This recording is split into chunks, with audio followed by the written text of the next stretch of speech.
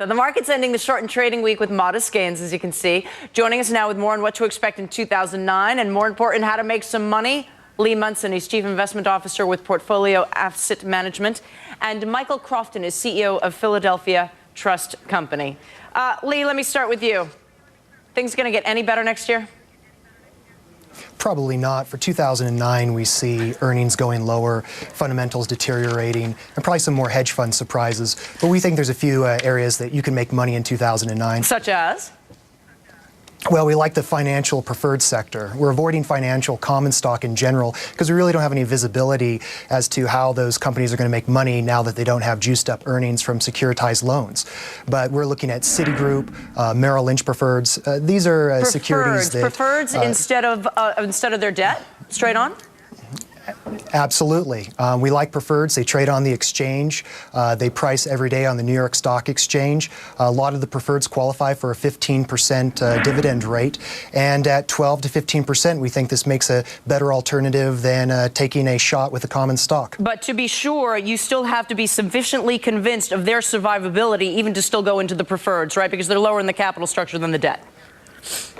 Absolutely. If these go down, I doubt you'll see any safety in buying the preferred stock. We are betting that the financials will survive, a few of them, as long as the government keeps putting money on their balance sheet. Oh, yeah, that's Michael, let me get to you. Any good news for 2009? I think January is going to be a good month, but after that, all bets are off. There's going to be an unfounded euphoria that Obama can solve all of our financial ills. They're going to take the market up in January, despite what will be dismal corporate earnings numbers.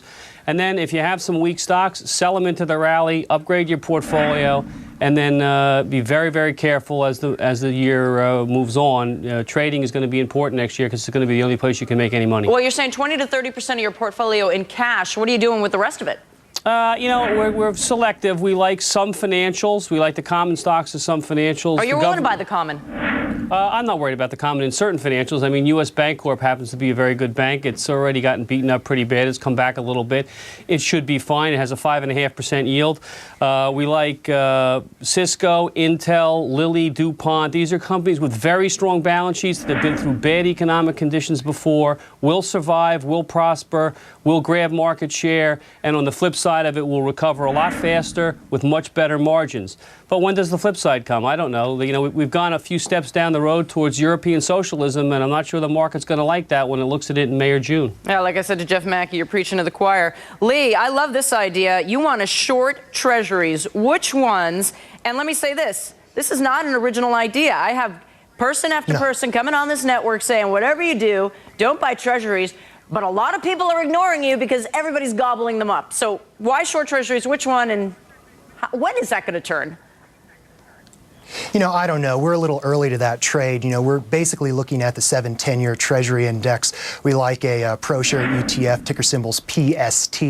That's our basic way of shorting treasuries. But keep in mind, we're also long a lot of high-yield munis. We're seeing great yields in tobacco revenue bonds, which have come down 50%. Give me an example. The tobacco revenue bond is yielding what? You're going to see them yielding anywhere between 12 to 14%. Holy moly, 12 to 14%? Doesn't that tell you that they're at risk? Absolutely, but you have to figure out, does the risk equal the reward? We'd be cautious. We'd make it a smaller part of your portfolio, but there's a lot of decent bonds, decent corporate bonds that we think, again, when you're looking at double-digit, in the low double-digit, in the 10 to 14% return, we think that this is a factor of credit spreads widening to historic levels and not necessarily impending doom. Yeah, you know, Michael, I keep hearing that, right? Right. This is because everybody's got to sell, et cetera, et cetera. But I hear then that there's all this cash out there. If these yields are so phenomenal, and why wouldn't people be rushing to buy them and have them come back down? They're phenomenal for a reason. They're very dangerous. We're going to have very close to a municipal default next year. I don't know where it's coming from. California, New Jersey, New York.